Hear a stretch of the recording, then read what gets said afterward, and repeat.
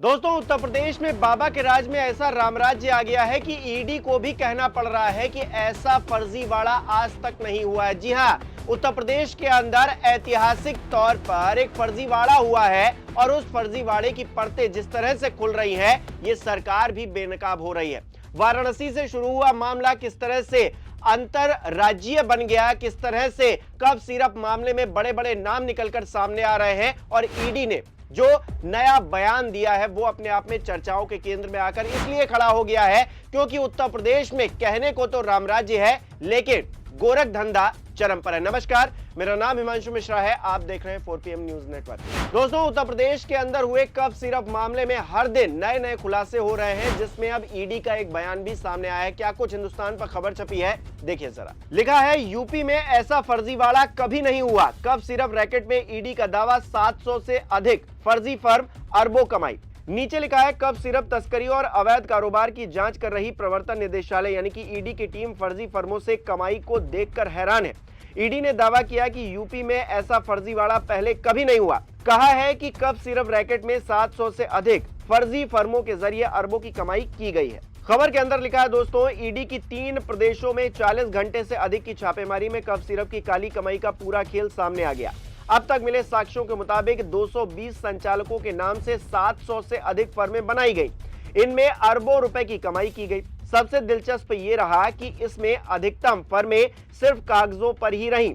फर्मों में अधिकृत कई और लोग भी सिर्फ दस्तावेजों में ही पाए गए। ईडी सूत्रों का दावा है कि अभी कई और फर्मों को लेकर साक्ष्य जुटाए जा रहे हैं।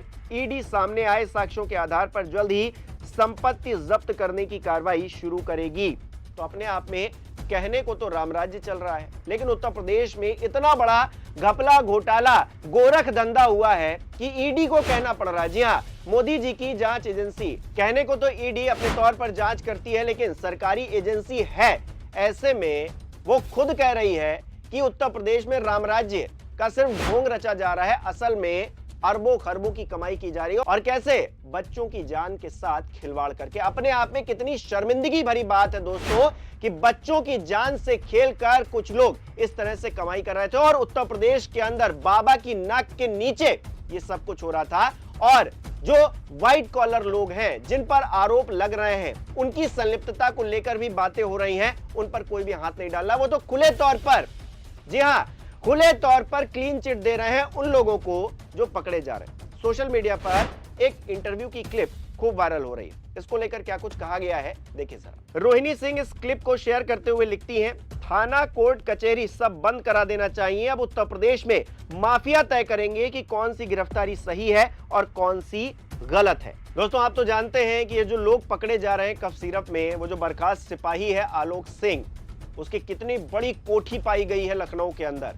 और ये जो उनके करीबी हैं महाशय नेताजी, ये कह रहे हैं कि ये जो गिरफ्तारी हुई है ये जायज तरीके से नहीं हुई है, उसने कोई ऐसा कांड नहीं किया। ये क्लीन चिट दे रहा है इंटरव्यू में बैठकर, जबकि आरोप इन पर भी लगाए जा रहे हैं कि इनकी भी तो संलिप्तता नहीं है। अब खुद को बचाते हुए आलोक सिंह को भी बचाने की कोशिश कर रहे हैं, या फिर जो और लोग भी पकड़े जा रहे हैं जिनके साथ कनेक्शन बैठाने की कोशिश जांच एजेंसियां कर रही हैं, उनको भी एक तरह से क्लीन चिट देने की कोशिश ये महाशय कर रहे हैं। लेकिन सवाल ये है कि ईडी जिस तरह से जांच कर रही है और जिस तरह से परते दर परते खुल रही हैं, उसमें योगी आदित्यनाथ सरकार की कई खामियां भी उजागर हो रही हैं। ये जो अधिकारी प्रशासन शासन चला रहे हैं, उनकी नाक के नीचे इतना बड़ा रैकेट चलता रहा और इनको कानों कान खबर नहीं हुई। असल में खेल ये है कि इनकी भी संलिप्तता है कहीं ना कहीं।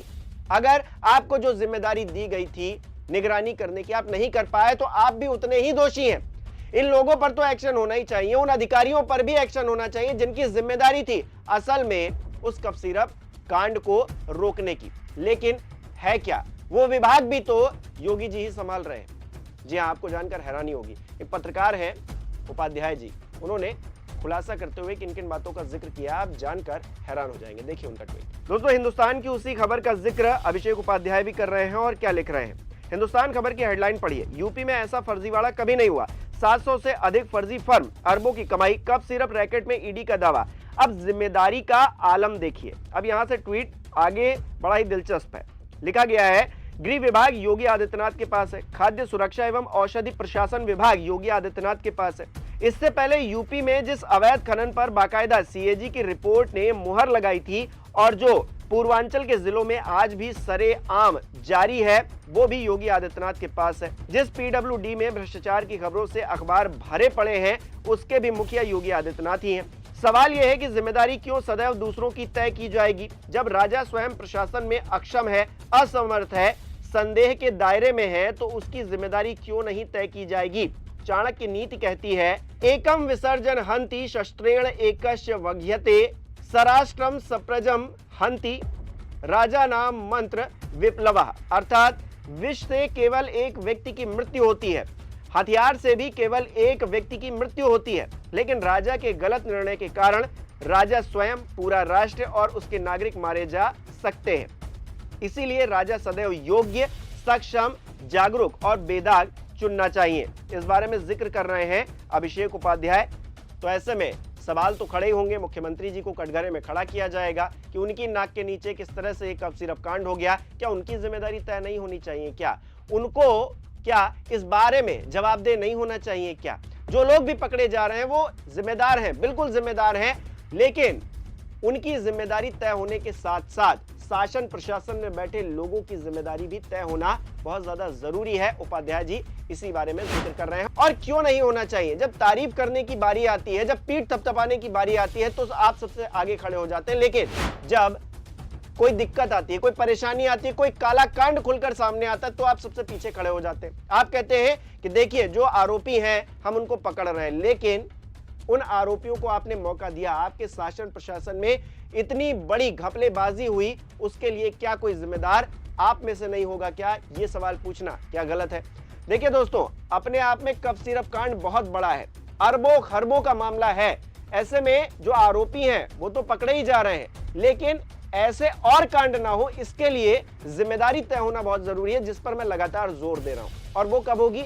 जब लोगों से सवाल पूछा जाएगा, जो जिम्मेदार लोग अधिकारी बैठे हैं उन पर डंडा पड़ेगा, तब जाकर हर व्यवस्था दुरुस्त हो पाएगी। आपको क्या लगता है, व्यवस्था दुरुस्त हो भी पाएगी या फिर राम राज्य आ गया है ये नारा लगा दिया जाएगा और सब कुछ चंगा हो जाएगा? कमेंट बॉक्स में अपनी राय जरूर बताइएगा। इस वीडियो को लाइक करना, शेयर करना मत भूलिएगा। हमारे चैनल को सब्सक्राइब नहीं किया तो वो भी जरूर कीजिएगा।